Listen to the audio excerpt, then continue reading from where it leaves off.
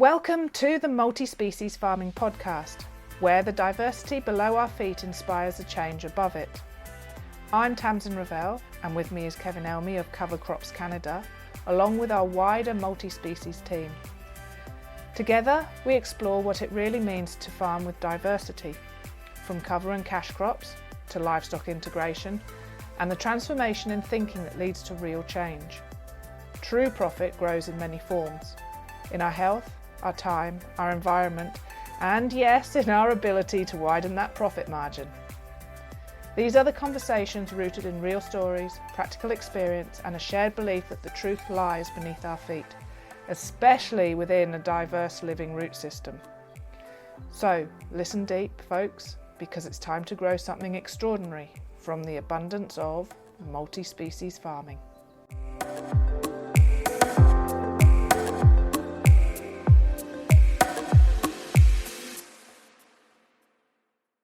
Good morning, everybody, and welcome to the Sunday session. It's a special Sunday today because we have the four of us here, all about to explain what's going on in March next year. So welcome to Kevin from Alberta in Canada. Welcome to Dean from Mount Tamborine on the scenic rim. I always say nearly the Gold Coast, but it's the scenic rim. Welcome to Rochelle Armstrong from Albury Wodonga, and she's not there at the moment, as you can see, she's on the road. And then of course you've got me from the northern area of the Gold Coast. So welcome everybody. Okay, so today we're here to open up your minds to the limitless possibilities of the Multi-Species Farming Conference and Retreats next year in March. So the four of us came together to give you this ultimate way of creating space for you, particularly you, in the farming world, but with the retreat aspect as well. For any more information that you need, there will be links in the comment section and descriptions below. One goes to the landing page. So if you go to farmingrevolution.com.au, there's a sliding banner across the bottom.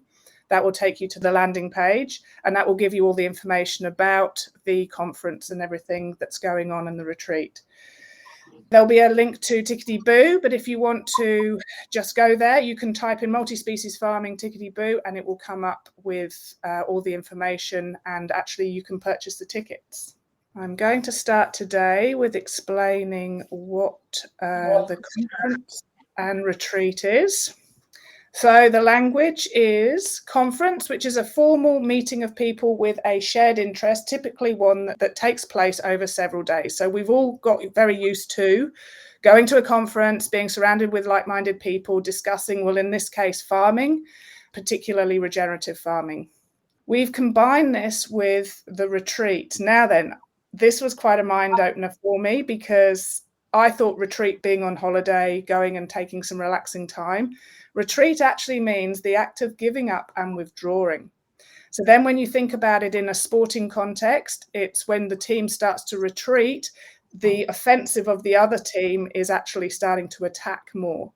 And so the team retreats, it starts to withdraw. But interestingly, on a retreat, that's exactly what you're doing. You're withdrawing from your usual life on farm, your usual stress of the business or anything else that comes with your usual normal day-to-day living. The time away in a quiet and secluded place where you can relax is what we've amalgamated with the conference. And it's the ability to learn and to relax and to procrastinate in a good way before you action everything or the things that are relevant to you that you have learned. The reason why this is different is because I wanted to create 4 days where we are focusing on you. I don't want you to come because of your parents or because of your family or because of your children.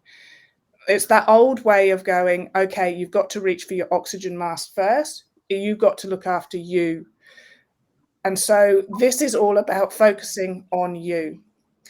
And then the other thing is, I I'm not particularly interested on where you are on the scale, whether you are that linear extraction end of the scale or whether you are fully 100% circular in your thinking and into regeneration.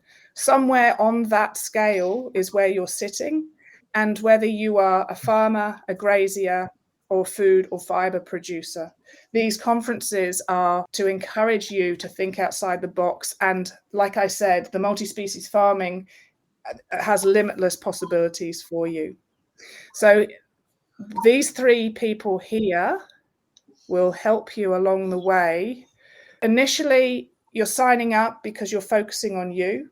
That's your responsibility. So at the beginning of the conference, I will open up your mind, pretty well how I've been doing over the past 6 to 7 or 8 months. I can't even remember how long now. And then we're going into learning new concepts, which is what Kevin will be doing. And then finding and eliminating the blockades. So we all have those biases, we all have those issues that we are contending with, particularly towards men's health as well. Dean is the man, and he will be explaining more about himself. Then we're going to create an action plan. So that's the coaching aspect. Now, all of us are able to coach, but Rochelle has something that you can't explain unless you actually talk to her and go on to one of her little coaching sessions. She brings out the best in you. And then, of course, it's up to you to create that action on farm immediately. So don't procrastinate too long.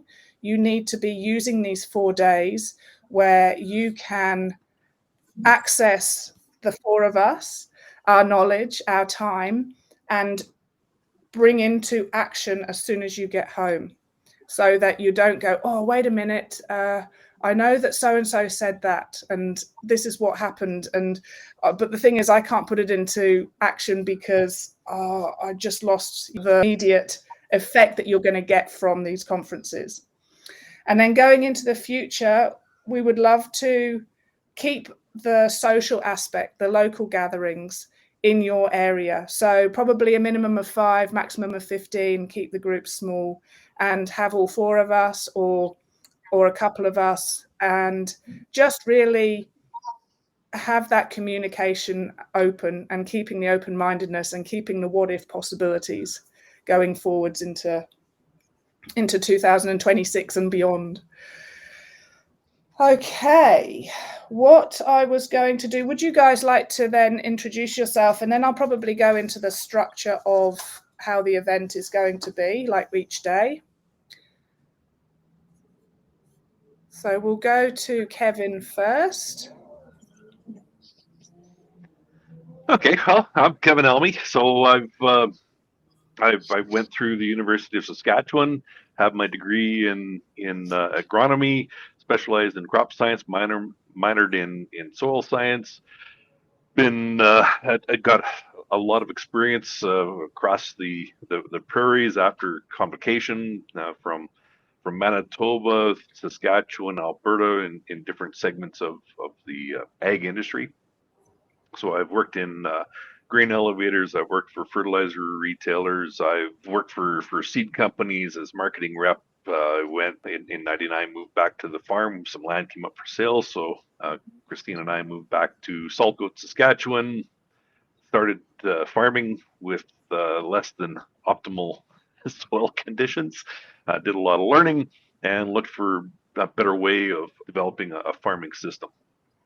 So through that, because we were retailing seed, one of the bottlenecks for, in our case, aha moment and the gateway drug to multi-species farming and soil health is plants. So we weren't getting the diversity of plants that I was happy with, so we started importing seeds. So then started traveling Western Canada, talking about soil health and where cover crops fit. In the last few years, in 2021, my father wanted to retire, and our 2 girls weren't interested in taking over the farm, so we sold the farm, and now I am full-time coaching regenerative agriculture. Started out in Western Canada, but in 2023, I think, went over to Australia for a year. This last June, went over to Ukraine for 3 weeks, and continuing on in Western Canada and into the United States, and continuing to learn and adapt these systems. And we work with principles because the principle is the same everywhere. How do we do it locally is reflect the local agronomy and what your goals are. So that's a quick nutshell of who I am. I think this is an excellent way of describing you. Undercover. And then this one, freezing to death. Okay, sorry, that's just my playful nature. Dean, this would lead on to you. Yep. So I'm Dean Bentley. I've been a men's mentor and coach for the last 5 years or so. I got into this work, and this is probably a very different area that's been brought into this farming space, which I really love, because when we're looking at something like changing a farm or changing our behaviors, there's a systemic change that's occurring. So my interest in this is bringing my area of expertise, which is helping men connect to their deeper selves and belong to a group. So when we're changing, there can be a lot of fear that comes up of, hey, I'm not, everyone's telling me to do something else and that's not working for me. You'll see this is actually my local men's group here on the mountain, where as men, we come together every week to share, to talk about our challenges, what we're happening, and how we can support each other to be better men. And in that, we get to actually see, oh, I can do more, I can grow, I can expand. And that's what I've really learned over the last 5 years in this journey for myself. I started from as a mechanical engineer. I went down that path and found myself very depressed and disconnected. I felt a lot of aloneness and didn't know how to connect with other men. And I thought I had to carry the weight of the world on my shoulders. So I became involved in groups like men's work, men's group, as a way to belong and also support me in building my vision and what I wanted to create. And that's what I really see being brought into these conferences, is a space where, as people, it's like everyone who's coming here has a common vision of improving their farm or growing it in a certain way, which is going to enable a better world, a better self, more healthy crops, more healthy plants, and a healthier soil. And so that's a difficult journey. So a lot of my approach with this and my work is how we can help support one another to do that. So I'll be bringing some practices to actually engage men in sharing, hey, what are my challenges? What am I struggling with? And how we can actually work towards something better. And you would have seen a few pictures of me on stage. I've done this work at conferences. This is actually a retreat, the gathering of men I've been a part of for the last 3 years. This will be the 4th year. We're planning on having 200 men there on a retreat for 4 days out in nature, where we're reconnecting men back to themselves. It's been a really beautiful experience to see men coming together from every area of life, whether that be, different areas of business, work, farming, and just coming and sharing in the common challenges of men. And that when we do that, something beautiful happens. So that's been my journey of learning, hey, how do we create change? It begins with ourselves and then moving towards something. And this was me at that same event, speaking to the men as we welcomed them onto the space of like, hey, this is what we're here to do. We're here to change. I'll be bringing a very different approach to this retreat, but it's something I'm very much looking forward to. Beautiful. Thank you, Dean. All right. And then the coaching aspect with Rochelle. Hi, Tamsin. Thank you. Yes, so I'm Rochelle Armstrong. I'm a qualified coach and working in regenerative agriculture and community development mostly at this time. My journey to get here, started on a farm at Yakandanda in northeast Victoria, not too far from where I'm living now. From there, I went and did a science degree, focusing on health systems, actually. So I majored in public health and health promotion. And that sort of sent me down the line of working in community development as well. So always at sort of a bigger system focus. What is interesting about being involved in regenerative agriculture is that they're quite synonymous, the health system and the agricultural system. So I see a lot of connections there. I went on to start a business with my parents called Nutrisol. So that is biological fertilizer, basically a big worm farm. And that's where the two worlds met, the health, the way we grow our food, and the outcomes that we have for our own personal health. I ran that organization, that business, for about 18 years before I went out on my own and started soil restoration farming with my husband, Justin. And in that journey, I really started to learn that it's so much about the people, our decision making, and the context that we're farming in that makes all the difference. So we got to a point where we could see real solutions for regenerative agriculture, for instance, but massive obstacles that were mostly interpersonal and just about that paradigm shift. And that's how I ended up getting involved in coaching and getting qualified in this area, because it became obvious to me that the consulting and agronomy that was generally happening in farming was actually disempowering farmers. So they are, in a lot of cases, having less involvement in the decision making when they know their land better than people that just come on and make recommendations, for instance, for fertilizers and chemicals and things like that. So coaching helps. It's not consulting, so it's not telling you what to do. It's not even mentoring. Mentoring is when you are leading by showing something that you've done before. But it can be a combination of all these things. But coaching is really much more of a partnering, and I'm guessing we'll talk a little bit more about this later. So this has got me really excited because I realised that this is the place that we need to work to really help farmers to decisions they need to make to progress. I'm also involved with another organisation called Carbonate. I can just see a picture coming up there. I spend a lot of time on Zoom because this is a national organisation where we go through a verification program called Regen Grown. So Verified Regen Grown is a relatively new program where we can actually put a framework and measurements around what regenerative farming is. So that's very exciting.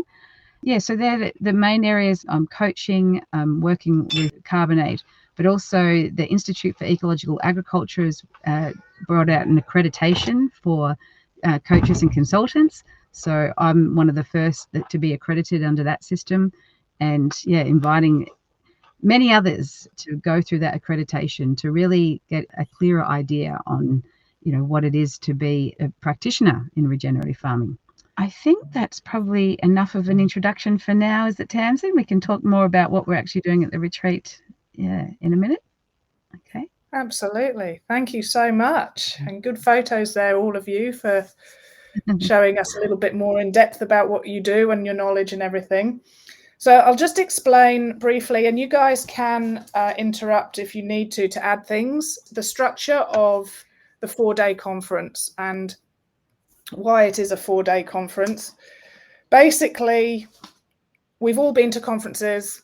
I've been to regenerative conferences for the past 8 years. Actually, where Rochelle and I met was my very first one down in Barranduda at the Nutrisoil shed with all the shuttles of worm juice around me with Dr. Christine Jones speaking. And what I found over the 8 years is that the conferences are getting very similar.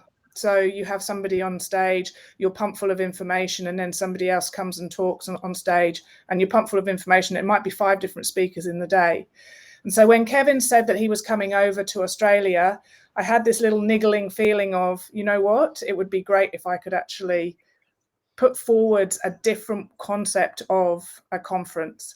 And the main part of the conference is being able to actually uptake the information. And so you need to be able to deal with any blockages, any biases, anything that is sitting in your way of progress. That's why these conferences are specifically designed for you. It's really important that you come, for you, all about you. Like I said before, it was the oxygen mask on you, because once you break, and I've been in this situation, you're useless for everybody. I was in a situation where I had to phone my neighbour to take my daughter to school. I couldn't even stand up and make a cup of tea. I was completely broken. And so if I'd had this ability to go to a conference like this, where I could actually take time out for myself, talk to people who understood me, be around people like-minded, and be able to discuss certain areas that needed to be worked on in my life, I probably wouldn't have gone through that breakdown phase. And I don't recommend it for anybody, because it's 8 years and I'm still suffering certain physical aspects of it. So focusing on you, it's open to everybody that's involved in the farming world. And the other thing that is really important that you must understand is that you come with an open mind. So it doesn't matter that you're a linear thinker. Just if you're able to come with an open mind and you're able to absorb the information on the first 2 days, then the second 2 days you can step back, you can withdraw because it's a retreat, and you can mull over the things that you've listened to, knowing that the 4 of us are there available for you over the 4 full days. Kevin won't be there on the 4th day, but he's around. He'll be at the next conference and we can design a way of actually interacting with Kevin if that's what you really need.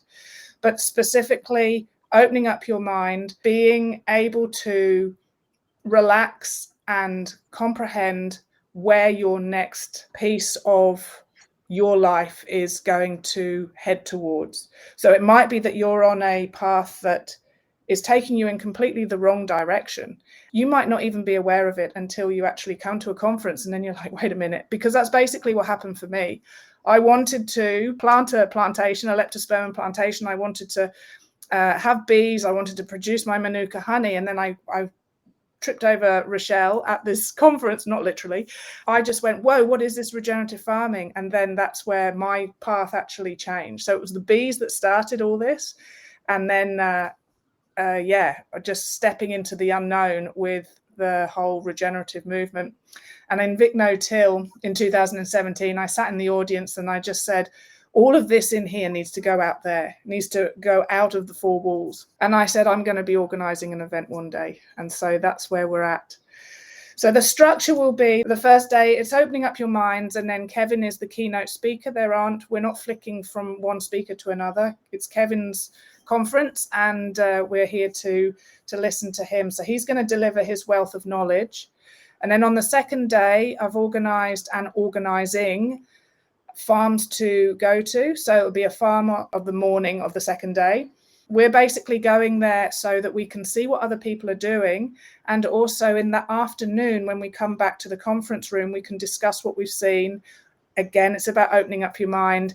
It's about using Kevin's wealth of knowledge to actually talk through what we've seen. And is there a better way of doing it? Or how can we apply that situation onto your own farm? On those 2 days, usually with a conference, you have 2-day conference and only 1 dinner. And at that 1 dinner, we're all still a bit awkward around each other because we've been so bamboozled by information, we haven't really got to know each other. We've had a coffee break, but we had to then come back to listen to another speaker. So I wanted to eradicate all of that frenzied kind of, I've paid for this, so I've got to get every minute's worth of knowledge and digest everything possible. There will be dinner speakers on each of these nights, and it will still be about regenerative farming in one form or another, but it will be a little bit left field of what we've been talking about during the day. On the 3rd and 4th day, this is retreat time. This is where we are withdrawing into ourselves. We are working on ourselves. That's the time when you can take full advantage of Dean and Rochelle. Of course, Kevin as well, but particularly Dean and Rochelle, because they will be creating sessions specifically designed for you. So take full advantage of these. Kevin will be available to answer questions. So specific questions like, okay, I've got a multi-species mix. How do I deal with this? My climate is this. I'm wanting to grow this. What's your business model? But we're all interlinked. And so when we are interacting with you, we're also interacting with each other. And so as we put it, I don't use the word collaboration anymore. Kevin came up with symbiotically cooperating with each other, which is exactly what it will be. The 3rd and 4th day, we will go with the flow of each of the places that we're at because there are different themes. So the one on the Gold Coast is just sort of an overview of multi-species. The farm that we will go and see is a hay-making farm. And everybody who's 100% regenerative will be like, oh, you can't be regenerative if you're making hay. But there are different ways of doing things. And also because Scott Hall with the Syntropics farming is right next door, we'll also be able to visit him as well. So I'm really looking forward to the farm visit. We've got two completely different ways of farming. Then we come to Mudgee, and I've just locked in with David Lowe of the Lowe Family Vineyards the morning of the second day on his vineyard. And he's got a bakery, a cafe, a restaurant, the pavilion for 160 people. He set up his business as an enterprise stacking one. And he's got market gardens, he's got the vineyard. He's I think he's been doing this for 20 years. So he goes, any mistake that was to be made in the viviculture side of things, he's made it. So I'm really looking forward to that. The speakers will be, again, sort of intertwined but slightly different, talking about business. Then we're moving down to Creswick, which is near Ballarat. So that theme will be mixed farming. So mainly with animals, particularly. And then we move to Mornington Peninsula, and so it'll be broadacre cropping and having little niche markets where particularly maybe Maltese, I can never remember how to pronounce it, but the distilling as well. So when you're making whiskey, when you're brewing beer, and producing grain for a different market, and bakers as well. Days 3 and 4 are about taking time to relax, knowing that you are in that safe space, surrounded by people that you get on with, that you have certain things that you are able to talk about between each other. The energy will flow. You can go and play a round of golf. You can go for a walk. You can take time out for you. It's really, really important. And then enjoy the 5-star facilities, the spas, the swimming pools, anything else that's around. And know that when you come back to the resort, that we're all there discussing similar things that you might have been thinking about. So that's how it all ties in. You're able to come to all 4 events. That's probably the primo, the way you're going to get the most out of everything. Or you can come to 2 events, it's up to you. But every event will have the multi-species farming as the background, as the foundation, and then the rest of us, everything will follow. Oh yes, and most importantly, breathe, which I probably forgot to do just then. Okay, so that is the conference. So does anybody want to discuss anything? Has anybody been asked any questions? There's nothing in my chat, but just on your day-to-day thing. The biggest thing that if someone is coming and looking for the recipe, there's no recipe because everybody's going to have their own path. And that's the reason why it's not a prescriptive process of being, in quotes, regenerative or multi-species. Everybody has their own goals. And what I really stress is for how many years a lot of farms have relied on outside people recommending what to do. What I want to do is get the power observation back for producers.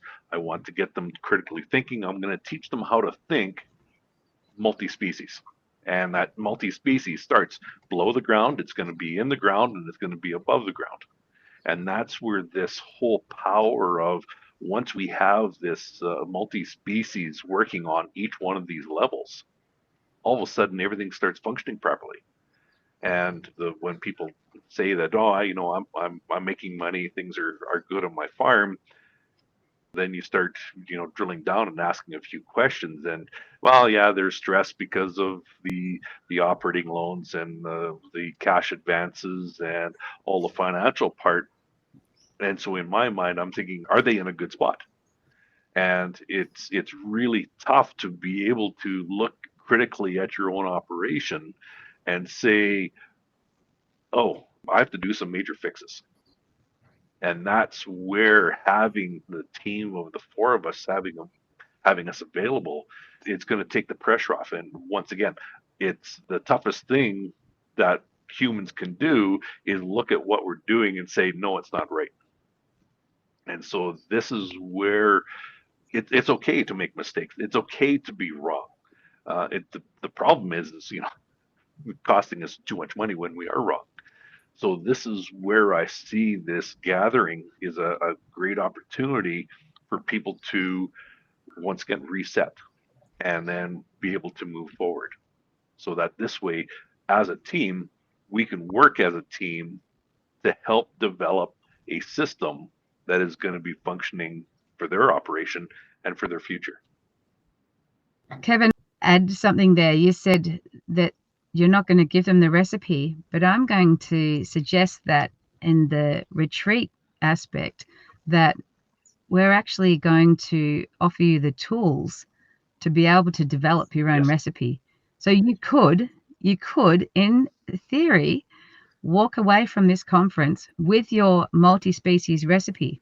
Now, I'll just backpedal in what I'm saying there. So you'll receive the content from Kevin that that helps you understand the value of the multi-species and all the different varieties, and help you to understand your context.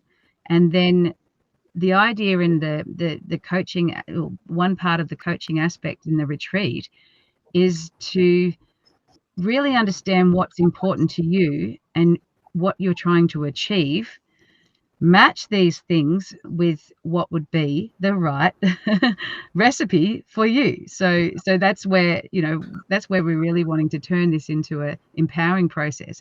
But I'm confident enough to say that you could walk away with that recipe using these tools, and then it'll start to become really clear what those solutions could be. Now it's great to come up with solutions, and a lot of ideas do come into the general conferences and we get really excited. The next part that's really important in a coaching relationship is how to articulate what you're trying to achieve and what's most important to you, but also what would be the first steps, the first actions that you would need to take. So I don't like to overwhelm people with the whole year of planning. Now, you can definitely set up those frameworks. I've got the skills. I've been involved in business and I've worked closely with business coaches, and that's part of what I do as well. But I actually think the most powerful thing you can do is work out what are the first 3 actions you need to take. And it might be an action like picking up the phone to ring the seed guy, or visiting another farm, or you pick 3 things that are so easy that you could do it the next day or that week.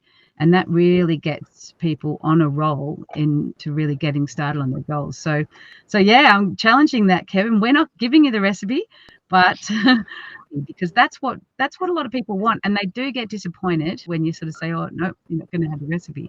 But let's see how many people can really walk away with an action plan that gets them going that week. And that's the key, is there isn't a recipe. It's going to be a system of principles that you're going to apply to your farm. And that is the difference. Of there isn't going to be you use this product and it's fixed. You do this with this management practice and it's fixed. It's developing that system. So your system, okay, so you have sheep and you have beef and you have dairy and you have a vineyard and you're doing vegetables and you've got beef. Everybody's going to have their own system. And that's where this critical thinking is really important, where we have to go in and be able to identify what, number one, what our goals are. Because if we're just on a ship sailing in the ocean, we don't have that guidance. And this is where, once again, having that soul searching, where Dean will be able to go through and help people clear their mind, so that this way all of the noises that are in there, they can actually do that focus on what brain and the heart is actually wanting us to lead us. And so this is where developing, once we have these principles identified and we understand what the principles are, now we can start making the plan for our operation. We have to understand that it's going to be a living, dynamic plan. because as we start moving our soil succession forward, we get our plant succession moving forward, we get our animal health moving forward, those goals are going to be changing. The principles are going to be the same, but how we're going to be doing it is going to continue changing. And when we look at developing these systems, and my goal when I'm working with producers is after 3 years, they'll talk to me when they pick up new land, when they're growing new crops, but normally after 3 years, I've trained their brain how to be thinking. And Ben in the comments just said tools in the toolbox. Absolutely. When we had Niels on and we were talking about the soul key, is it going to be for everybody? No, but what an awesome tool that if we get to the situation where we need to have a little bit of disturbance, what a great tool to have access to. Knowledge is power. Yeah, I so want to. oh, You go, Dean. Rochelle. Funnily enough, I was actually going to ask you a question, Dean, because we have these conferences where we have the principles and content, and we might even get to the point where I'm talking about getting to that point of having an action plan, but still sometimes things get in the way. And I was going to invite you, Dean, to speak a little bit. I think that's an area of your expertise about what stops us from really doing what we want to do. Is that what you were going to speak about anyway? He was exactly where I was going. And I really want to iterate what Kevin and Rochelle are offering here, because what we're talking about is a change of behavior when it comes to the farm, of changing something. And when a lot of people are in it, say finances or the business isn't doing as well as they want it to, what will often happen is they'll try and go harder. It's like, well, I'm just going to do more work. I'm going to do more of the same thing. I'm going to apply more fertilizer. I'm going to work harder. I'm going to just really push.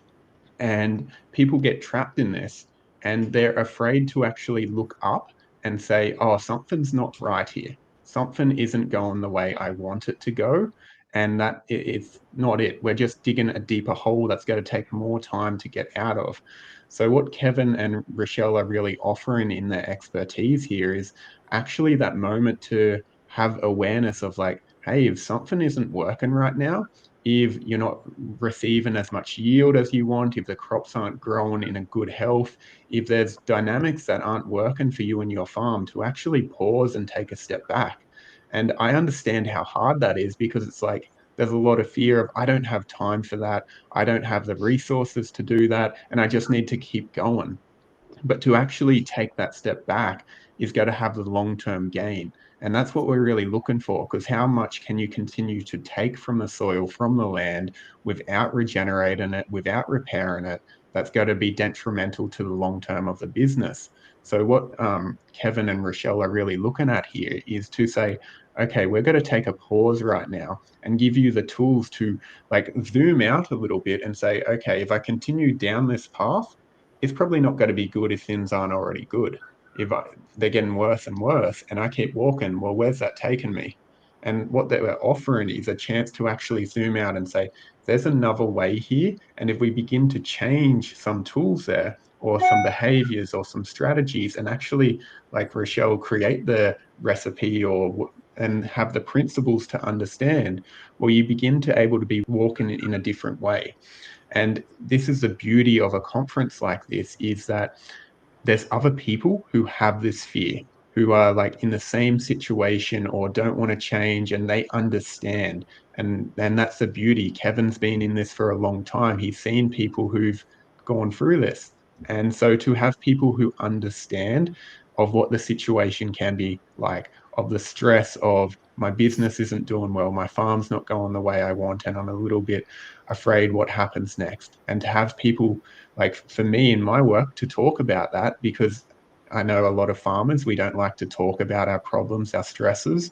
I'm going to hold it all myself. But to actually begin to start sharing that, hey, I'm worried what's happening here. I'm worried about this. I want to know what I can do, but I feel stuck. And that's the beauty of the collective of what we're doing.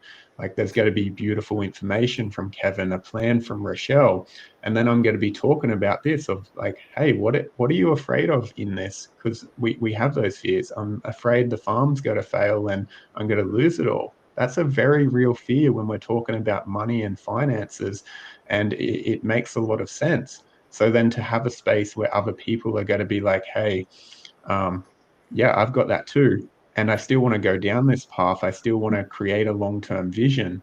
Well, that's going to really change how we're approaching this, because yeah, there may be some hard changes, but that's going to create a long-term abundance and resources that you can grow into what you actually want, rather than trying to just a little bit longer. I just need to get there. I need to make the next step. It doesn't work. I've done that. Kevin's laughing. He's seen it so many times, I bet. Like, I'm sure he's heard the excuses or the stories we tell ourselves, and to actually take a step back and say, okay, what can I do here? And that's what this conference is going to offer, because it's not just the short-term change, it's looking at the longevity. And farmers, you're connected to your land. You want it to have long-term growth and heal the land. And we can't do that in the same way. So of course, there's going to be a lot of resistance, and even coming to a conference, it might be like, oh, what do they know? They're not in my situation. How could they possibly know? And it's like, yeah, that's why we do this. This is why this is being created, because everyone here has been in some sort of situation or seen it, and there wants to be another way developed, and that's what is being offered here. I love it when you speak. I'm sorry, have I been popping in and out? Because my internet's just been saying, oh, you're not connected. Okay, but have you been able to carry on the conversation? Yeah. Absolutely. Yeah. No problem. Perfect. Good. Okay, I'll go and have a cup of tea now then. Well, one of the great things from being in Australia, being in Ukraine, through United States and Canada, we all have the same problems. The issues we have, whether it's compaction, it's high input costs, low commodity, low margins, lack of labor. You keep going through the list of problems. It's everywhere, and this is where how do we get ourselves out of this little corner that we painted ourselves into. And the solutions are all the same. It's getting our systems functioning again. And it's frustrating. So when I started into my regenerative journey in the early 2000s, I didn't know about Gabe Brown. I didn't know I didn't know lots. I know a little bit now.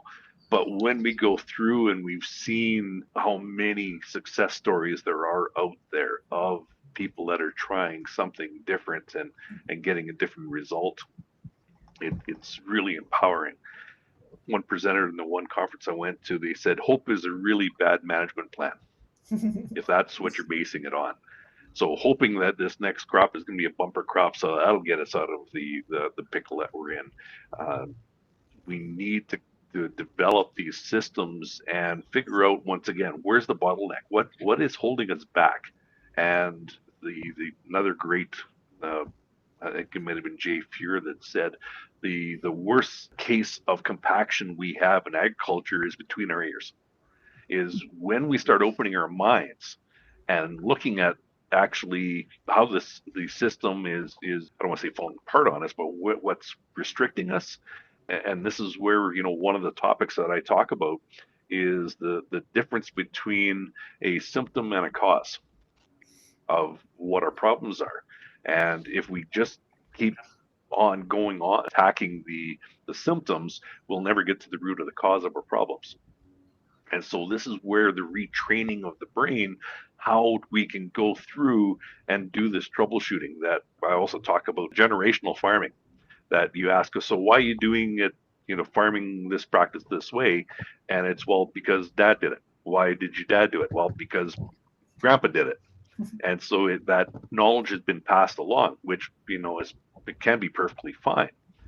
But if it is detrimental to the system, this is where we have to break these linear thinking type of processes. And this is where, this critical thinking, looking at ourselves and saying, okay, what are we doing?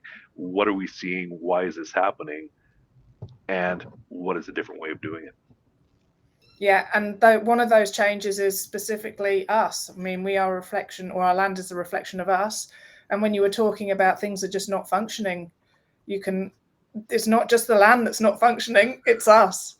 And so yeah, we just need to keep coming back to the being that's in control, or is part of, maybe not in control, they think they're in control, but they are part of the process as well. Yeah, and I think to really celebrate our differences and uniqueness in farming is an approach that needs to be considered more. Like, I think that there's a lot of keeping up with the Joneses and what's happening on the other side of the fence and this sort of thing, and a lot of pub pressure. If you do something different, like you're the weird one in the village.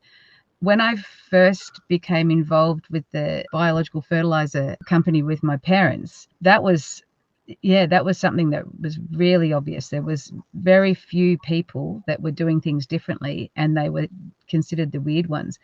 Now I've actually made my business, Soil Restoration Farming, entirely about, I'm driven by people that being their own kind of different, like really finding people's uniqueness. Because what happens is that's actually your strength. And people do love, they come up with incredible ideas, but to worry about what other people are doing and what they might say, it stalls a lot of creative processes. So that's really what I focus on, and that's why another reason why Tamsin and I kept in contact, because she's someone that does things differently, and this whole conference is just such an exciting and unique process. I think she's definitely pushed my boundaries, with coming up with different ways of doing things, and I love that. We really need to celebrate that. There is a comment there from Ben. I find it's hard for people to be patient and wait to see signs in their landscape or their enterprise to know when to intervene and help rather than force and push. I don't know if that's one for you to answer there or comment on, Kevin. And that's exactly it. So it's knowledge. It's going through, and it's symptom versus cause. There's a lot of times when we're going through, and it's taking that time to, why is Patterson curse growing, or African love grass? Why is it increasing in the system, in our paddocks? Because the animals aren't eating it, and we'll graze it harder, and they just graze around it, so it goes to seed. How in this time frame, how do we change our management to get rid of our problem? And this is where the knowledge comes in of, okay, yeah, we can go in and use some herbicide, we can do some tillage, but in business, we usually have three options: good, fast, and cheap, and we get to pick two of those. And usually when we hit this fast button, it usually, that the good part usually doesn't come in all that quick, whereas that patience is absolutely critical. But when we are dealing with really tight margins, when we're dealing with a high risk, it's tough to be patient. But if we can then, once again, look at our business model and say, okay, we're going to reduce our risk here, we're going to build strength in our system, resilience in our system, now we can start moving it forward. And this is where the whole process of looking at the landscape with Christine Smith, when she toured me around her operation at Dundarrigan. It was great going out and seeing what they're doing. But I love how her mind works, what she's doing. But because I'm external eyes with no preconceived background on their land or their operation, I get to ask the questions of, okay, so explain to me why this is happening or why that's not happening. And so this is where we have to take a look at our system, and we need to have this background that I'm going to be bringing forward to explain the system. And so we're going to be putting together the pieces of this agricultural system that we're working with, starting in the soil and right into the animals, and how we can actually make this whole thing fit together the way that more like it should, instead of, oh, okay, so we have a bunch of disease, we have a bunch of insects, we have drought, we have all these other issues. Okay, so what is the actual cause of these? And so when we're talking about Australia, yes, I know it's a very fragile environment where, it only gets, hopefully it rains sometimes. But when we look at the whole system, okay, so is there any other underlying conditions that is causing the issues? It's this fault, it's that fault. Maybe some of it is here. We don't have the water infiltration. We have too much evaporation. We're not using our water efficiently. So these are the things that we have to take a look at in the big picture and figure out what the actual causes of our problems are. And I think another, thinking back to Ben's comment there again, or what you're saying is that we see these signs and symptoms of potential, degradation. I've actually been in the experience of seeing it the other way as well. One of the first memories I have being on Diane and Haggerty's farm, and I know that you've been on that farm as well, Kevin, being in this multiple, like 10,000 acre type property, and Di just seeing one plant, one native species, and getting so excited. I didn't know what was going on, but seeing that one native species come up, she knew that that was a sign of things turning for the good. So it goes both ways. And since then, that was many years ago, it was probably, I don't know, a good 10 years ago. Since then, they now have huge amounts of native flowers and plants, wildflowers around their property. And just being able to see those subtle differences, seeing a bird that you haven't seen for some time. There's so many indications that happen in nature that mean things are turning around regeneratively, to use the common word. Yeah. Okay. Dean, have you got anything to add with the discussion so far? I think what we're talking about is this change and the importance of that, and to know what we're looking for. Like what Kevin and Rochelle, well, especially Rochelle, like seeing the native, it's like having those indications of I am improving as well. It's like, that the fear comes up, the freak out of like, oh, it's not working, I need to do more, or whatever it is for a human. We all have our own. But when we have that, and to just be like, oh, I actually know what to look for to see that I'm on the right path. I'm moving towards the vision I want, and how much safety that can actually create of like, okay, I know the native plant showed up, so I can trust in that, and I can continue to walk towards that and have those indications, which is what, I'm sure Kevin will be bringing to this conference, so that when you're starting these small changes, and something I think that's a big thing to indicate, and something that's been covered, is there's a lot we can change, and it can be overwhelming to do it all at once. And what Rochelle was saying earlier, of to find the simple things that we can begin to change to improve the resilience of the system. And that may be a couple steps, and then the year after you do a couple more.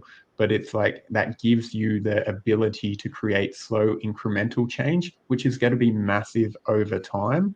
And to have that awareness that there's going to be so much information and change that could take place, but let's filter that down so you know what you can do, and then what you can actually find as you go down that path, to say, okay, my soil's improving, there's more plant life, more natives, whatever it is that's an indication for you that you are on the right path, is going to support you and allow you, when people at the pub may be telling you, what are you doing, that you're actually on the right path, and you have the indication and the proof as well, that it's just like, oh, I don't know what I'm looking for, or have no idea what happens next. There's a lot of safety that's created when you do that.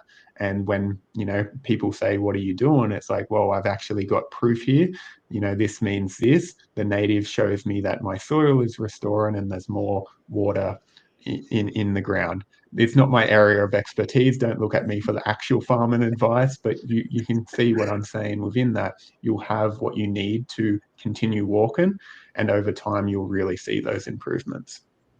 Yep, Mike McClusker from Carbonate, he's always saying we often overestimate what we can achieve in 1 year, but we underestimate what we can achieve in 3 to 5 years. We've just got to have that all in our awareness that we're actually tracking in the direction that we want to go. And at the one section on the second day when I'm talking, I will go through simple at-home tests that we can do on our own to measure our movement forward. And they're simple tests. They don't have to cost a lot of money, but it's that simple way of, am I doing the right thing? Am I seeing any improvement? And the one test that costs nothing as a good baseline is count the number of bird species you hear.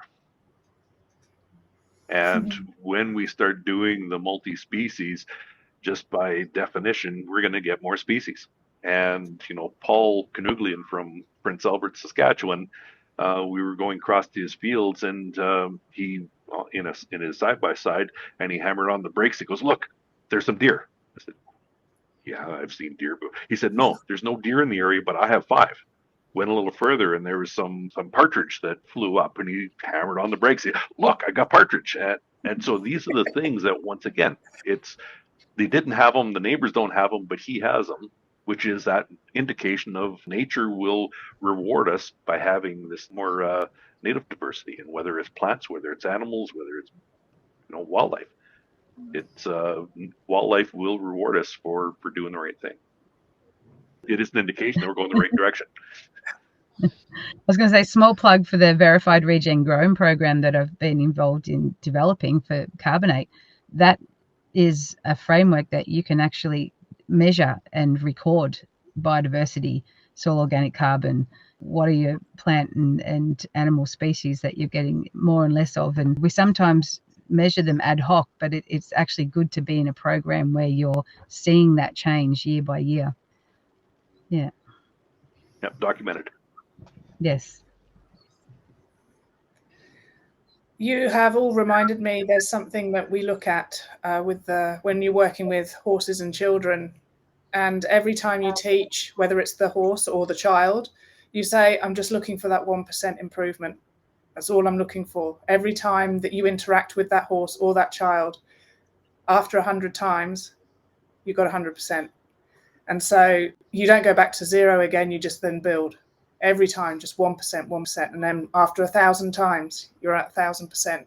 I know that sort of doesn't exist, but mentally you can see that there's like a 3-year phenomenon with regenerative farming. And I've noticed it here with this one particular paddock. It's now been 5 years, and I'm not doing it correctly, but I'm doing it as best I can in the way that my scenario is built, and the weather and things like that, all the other aspects. But the 3-year phenomenon is you just don't really see much. As humans, we don't see much in those first 3 years. But I tell you what, there's a lot happening, but we just can't see it. So yeah, patience definitely is a thing just to keep working on. Okay, now then, if there's no questions from our viewers, and I think we've kind of exhausted everything. Thank you, Christine, and thank you, Ben, for your comments. It's always handy to have that interaction with the outsiders. It's different being in the studio. All right. Thank you so much, Kevin, Dean, and Rochelle, for your time this morning, and look forward to continue working with you, and we'll see you all soon.